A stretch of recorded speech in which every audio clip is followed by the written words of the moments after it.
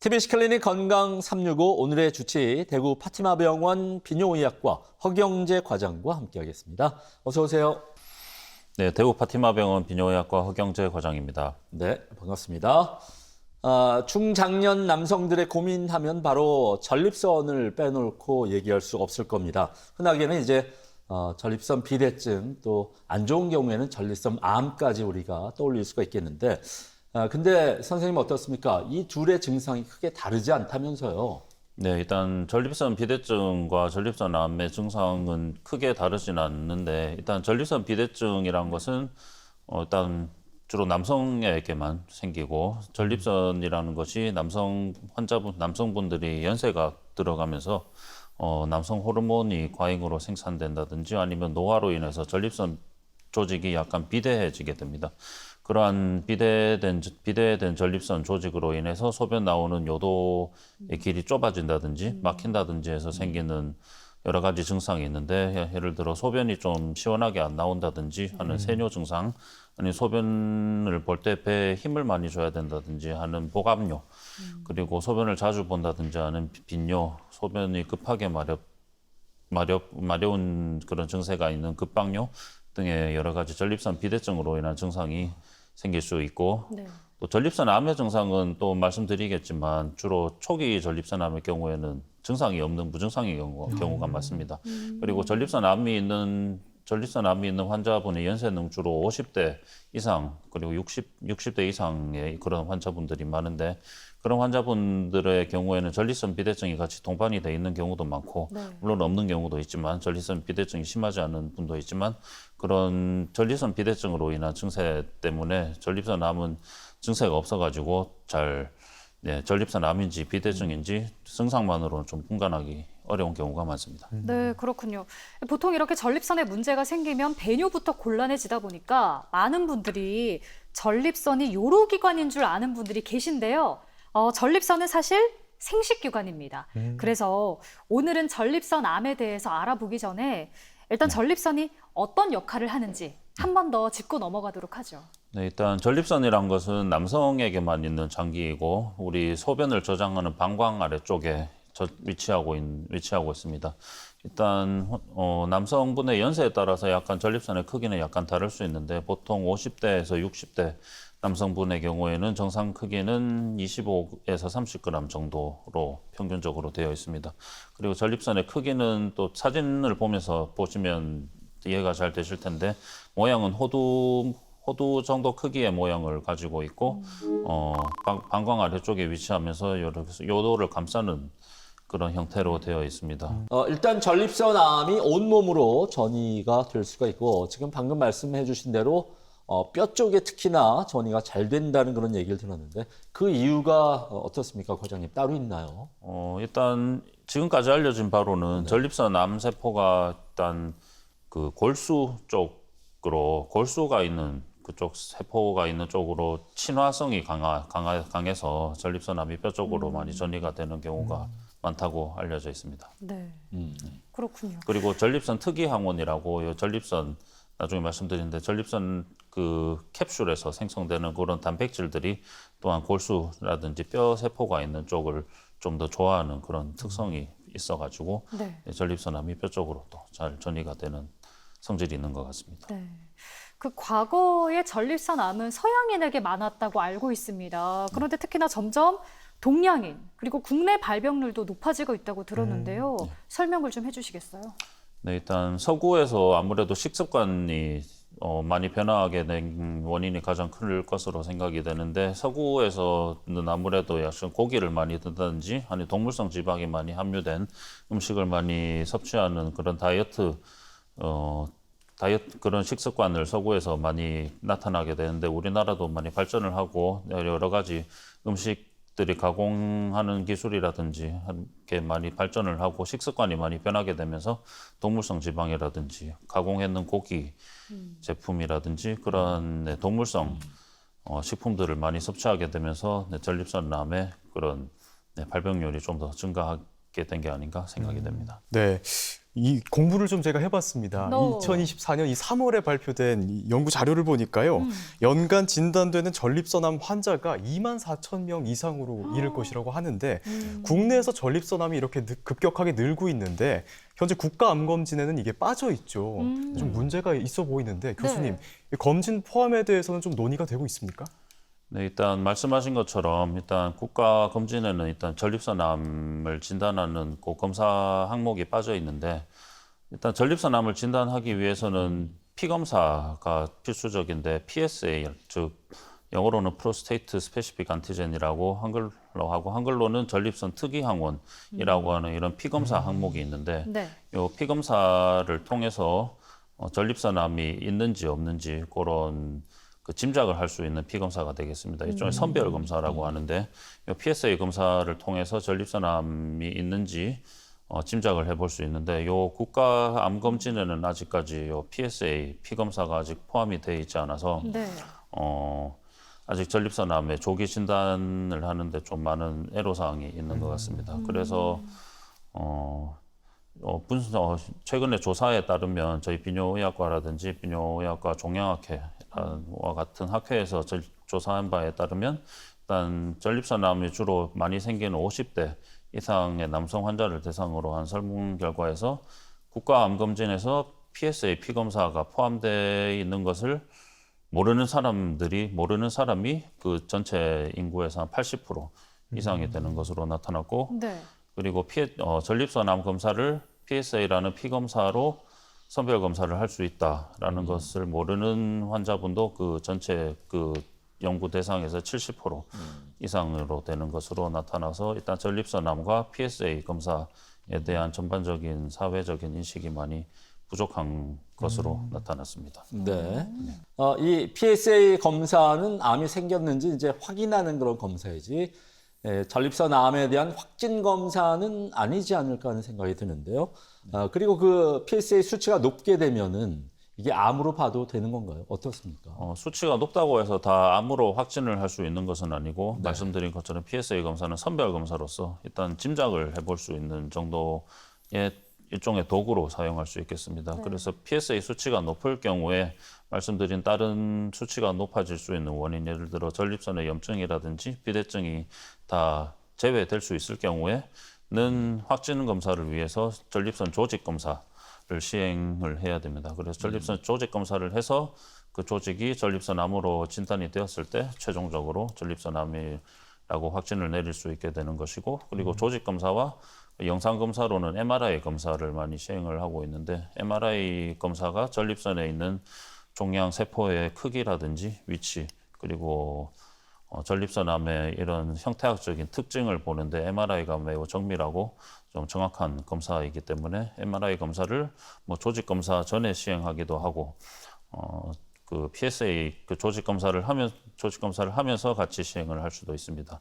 그리고 조직 검사를 시행을 하는 방법은 학문적으로 주로 전립선 초음파를 삽입을 해가지고 그 초음파에 보이는 전립선의 모양을 확인을 하면서 보통 12군데를 조직 검사를 하는데, 전립선이 이렇게 동그란 호두 모양으로 되어 있는데 오른쪽 옆, 왼쪽 옆 이렇게 양쪽 옆으로 되어 있습니다만 보통 12군데, 오른쪽 6군데, 왼쪽 6군데 이렇게 조직 검사를 시행을 하기도 합니다. 그리고 조직 검사가 또 다른 방법은 최근에 많이 시행되고 있는 방법인데, MRI 융합 타겟 조직 검사라고 MRI를 조직 검사 전에 시행을 했는 MRI 영상을 확인을 하면서 그 영상과 조직 검사를 할 때 초음파를 보면서 말씀드린 것처럼 시행을 하는데, 초음파에서 보이는 그 전립선의 암 병변과 MRI에서 촬영된 영상을 매칭을 시켜가지고 그 전립선에 있는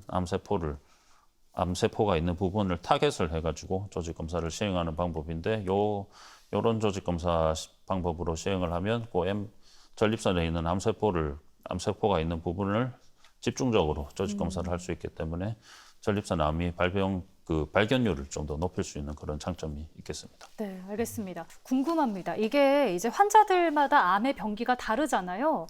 그러니까 만약 이렇게 위험도가 좀 낮은 초기의 전립선 암과 또 너무 진행된 말기암의 경우는 각각의 치료 방법이 확연히 달라지겠어요. 네. 일단 네, 말씀하신 것처럼 먼저 초기 전립선암일 경우에는 전립선에 국한된 주로 기수로 따지면 1기에서 2기 전립선암의 경우에는 수술 혹은 약물 치료가 가장 표준적인 치료 방법입니다. 네. 그리고 말기암, 요새는 또 말기암이라고도 할 수는 있지만 요새는 또 전립선암인 경우에는 여러 가지 최근에 약물 치료라든지 전이가 돼 있는 경우에도 좀 효과적으로 치료를 할 수 있는 여러 가지 약물들이 많이 나와 있기 때문에 좀 말기라는 말도 쓰긴 하지만 요새는 좀 전립선암의 경우에는 말기라는 말을 좀 가급적으로 안 쓰는 편이기도 하고 네. 그래서 이런 여러 가지 전이가 돼 있는 전립선암인 경우에는 약물 치료를 먼저 시행을 하면서 네, 환자 CT라든지 MRI와 같은 검사를 계속 추적 검사하면서 암이 잘 줄어들고 있는지 그런 것을 평가하면서 치료를 시행할 수 있겠습니다. 네. 전이가 될 경우에는 뭐 뼈라든지 전립선암, 전립선 주변에 임파선이라든지 그런 쪽으로 전이가 되는 경우가 많습니다. 네, 이제 수술 말씀하셨으니까 네. 전립선암 수술에 대해서도 조금 궁금한데요. 공부 열심히 했습니다. 네, 예전에는 개복 수술이었는데 이제는 복강경 수술처럼 상처를 최소화하는 최소 침습 수술로 계속 방법이 발전하고 있잖아요. 네. 맞습니까, 교수님? 네네, 맞습니다. 네, 공부 열심히 했네요. 네네. 일단 전립선암에 대한 수술은 일단 전립선을 떼내는 건데 쉽게 말해서 그 수술은 뭐 최근에는 개복 수술을 시행하는 경우는 거의 없고 복강경이나 로봇 수술로 거의 많이 시행을 하고 있습니다. 각 수술의 장단점이 있긴 한데 일단 개복 수술은 좀 최근에는 단점이 많아서 거의 시행을 하지 않고 있는데 일단 개복 수술을 하면 복강경 수술을 하는 것보다 일단 배를 많이 째야 되고 째기 때문에 일단 피도 많이 나고 환자분이 수술 후 통증도 많이 호소를 하긴 하는 단점도 있고 그리고 이렇게 개복 수술을 하면 일단 전립선이라는 장기가 남성의 골반 저 아래쪽 기저부 쪽에 매우 깊은 곳에 위치하고 있기 때문에 개복 수술을 하게 되면 아무래도 시야도 잘 나오지 않고 전립선이 잘 보이지가 않습니다. 그리고 전립선 주변에는 여러 가지 전립선 주변에 전립선을 먹여 살리는 그런 혈관도 많이 지나가고 하기 때문에 수술을 하다가 개복으로 하면 아무래도 시야가 잘 보이지 않아서 그런 큰 혈관들을 건드려 가지고 출혈이 심해져서 시야가 잘 안 보이는 그런 단점도 있고 네. 그리고 전립선 주변에 그런 혈관 다발이라는 것들이 있는데 소변을 소변을 참을 수 있게 하는 여러 가지 신경이라든지 남성의 발기를 이런 영향을 미치는 그런 신경들이 많이 지나가기 때문에 되는데 그런 것들이 아주 미세하기 때문에 그 개복으로 하면 수술을 하면 그런 그 구조물들을 잘 확인을 하기가 어려워가지고 그런 것들을 다 좀 보존을 하지 못하고 다 손상을 주면서 좀 다 잘라내는 그런 경우가 많아서 수술 후에 요실금이라든지 발기부전과 같은 합병증들이 복강경 수술이나 로봇 수술보다 많은 그런 단점이 있기도 하고 또 개복 수술을 하면 수술하는 집도의가 이렇게 가르고 이렇게 막 이렇게 고개를 이렇게 숙여서 봐야 되는 그런 단점이 있어가지고 집도의도 많이 불편하고 집도의를 그런 보조해 주는 선생님들도 피가 많이 나고 하면 또 수술 시간도 길어지고 하기 때문에 여러 가지 힘든 단점이 많아가지고 네. 최근에는 개복 수술을 많이 시행을 하지 않고 있습니다. 네. 최근에는 지금 말씀해 주신 대로 의학 기술이 많이 발전해서 로봇 수술이 또 새로운 트렌드로 자리를 잡고 있습니다. 특히나 전립선 질환에 이 로봇 수술이 아주 효율적이라는 얘기를 들었거든요. 좀 소개해 주세요. 네, 일단 말씀드린 것처럼 일단 전립선이라는 장기가 남성 골반 깊숙이 자리를 하고 있기 때문에 요새는 복강경이나 로봇 수술이 많은 일종의 표준적인 수술로 많이 자리를 매김을 하고 있는데요. 복강경과 로봇 수술의 큰 차이점은 솔직히 없다고도 할 수도 있긴 한데 일단 복강경과 로봇 수술은 기본적으로 개복 수술처럼 크게 막 배를 가르지는 않고 여러 가지 한 1cm 혹은 2cm 정도 내는 조그만한 구멍을 한 4-5개 정도 뚫어가지고 수술을 시행을 하게 됩니다.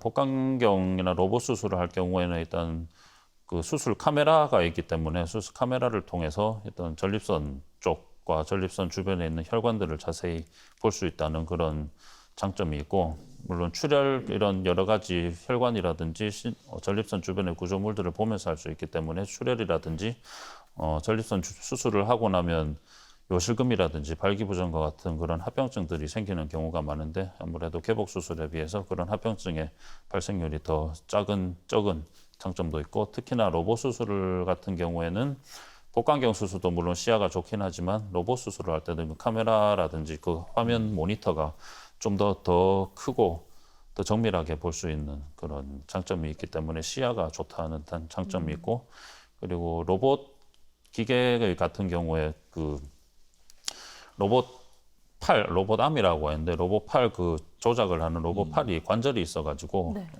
이런 봉합이라든지 하는 여러 가지 술기적인 측면에서 많이 편하다는 장점이 있기 때문에 네. 전립선을 절제하고 방광과 요도를 이어주는 그런 봉합 할 때 그런 술기에 있어서 로봇 수술이 많이 편하고 쉽게 할 수 있다는 그런 장점이 있겠습니다. 네, 알겠습니다. 이어서 전립선 암의 방사선 치료도 궁금합니다. 보통 이제 고령 등의 이유로 수술을 하지 못하는 경우에 이 방사선 치료를 고려한다고 들었거든요. 네네. 네, 말씀하신 것처럼 뭐 수술을 할 수 없는 경우, 예를 들어 고령이라든지 말씀드린 것처럼 또 연세에 따라서 또 수술을 할지 항암 뭐 약물 치료를 할지 방사선 치료를 할지 많이 달라지게 되는데 보통 또 방사선 치료는 뭐 80세 후반이라든지 90세와 같은 고령 환자분들 혹은 뭐 심장질환, 뭐 폐질환이 심해가지고 전신 마취를 하기가 어려운 그런 환자분들의 경우에는 방사선 치료와 약물 치료를 뭐 병행하는 경우도 많고 그래서 방사선 치료를 시행을 하게 되는데 골반 쪽에 방사선을 쬐가지고 전립선에 있는 암세포를 괴사시키는 그런 치료를 많이 시행을 하고 있습니다. 네.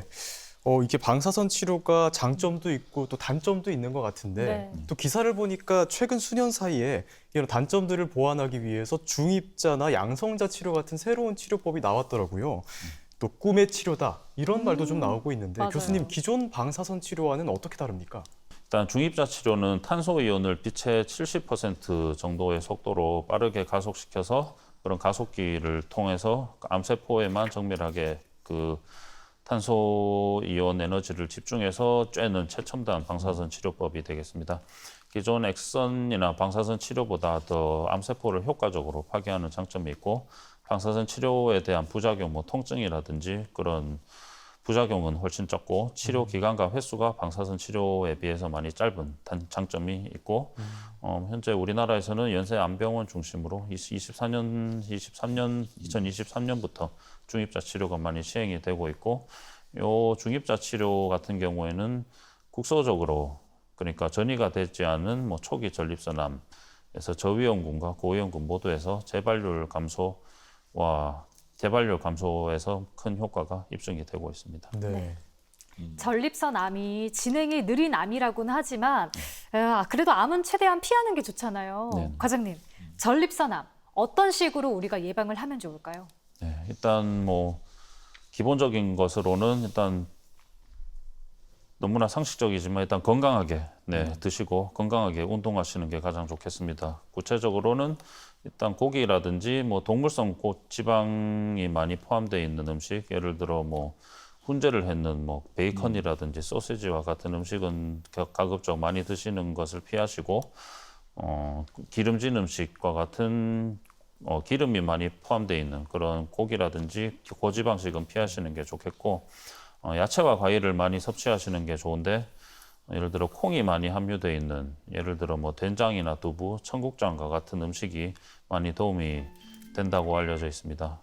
왜냐하면 이 콩에는 안토시안 사이아닌이라는 이런 항염과 항염증 작용이 효과가 있는 한 물질이 많이 함유되어 있어서 콩을 많이 드시면 전립선에 도움이 된다고 알려져 있고 토마토에서는 리코펜이라는 항산화 물질이 많이 풍부하기 때문에 토마토를 특히 익힌 상태로 섭취를 하면 전립선암의 예방에 도움이 된다고 알려져 있고 그리고 유산소 운동을 일주일에 3번 이상 그리고 30분 이상 운동을 규칙적으로 열심히 하시는 것도 필요하겠고 물론 담배도 끊고 담배도 끊고 당뇨가 있으시면 당뇨를 잘 조절하고 관리하시는 것도 중요하겠습니다. 네. 보통 여성은 화장을 하면서 그리고 남자는 화장실에 가면 나이를 느끼게 된다고 합니다. 노화와 함께 찾아오는 남성들의 전립선 질환, 특히나 오늘 전립선 암에 대해서 함께 알아봤는데요. 마지막으로 시청자분들께 당부의 말씀이 있다면 전해주시죠. 네, 일단 전립선암이란 것은 또 초기에는 무증상이 많기 때문에 많은 경우가 많기 때문에 일단 국가암검진에 저희 학회에서 PSA라는 선별 검사를 많이 포함시킬 것을 많이 의견을 드리고 있고 50세 이상의 남성분들의 경우에는 뭐 국가검진에 포함이 안 돼 있으니까 개인적으로 하시는 건강검진에서 PSA라는 피검사를 꼭 해보시기를 권유를 드립니다. 그리고 전립선암을 예방하기 위해서 뭐 전립선암뿐만 아니라 전립선의 건강을 위해서 규칙적으로 운동을 하시고 건강한 식습관, 예를 들어 뭐 야채라든지 그리고 콩이라든지 뭐 토마토와 같은 그런 리코펜이라든지 안토시아닌과 같은 여러 가지 좋은 물질이 함유되어 있는 채소와 과일을 많이 충분히 드시고 건강한 생활 습관을 가지시기를 권유드립니다. 네. 토마토나 고추, 비트 이런 붉은빛이 나는 채소에 풍부한 리코펜 성분은요, 암세포 성장을 억제하는 데 도움이 된다고 합니다. 뭐니 해도 식습관이 건강관리의 가장 기본이잖아요. 작은 것부터 잘 실천해 봐야겠다 이런 생각을 하네요. 네, 또 식습관 개선과 함께 말씀하셨듯이 50대 이상부터는 매년 한 번씩 전립선 검사 꼭 추천드리고 가족력이 있다면 40대부터라도 검진 꼭 챙겨보시길 추천드립니다. 네, 그렇습니다. 자, 오늘 도움 말씀 주신 대구 파티마병원 빈용의학과 허경재 과장님 좋은 말씀 감사드립니다. 네, 고맙습니다. 그리고 예은 씨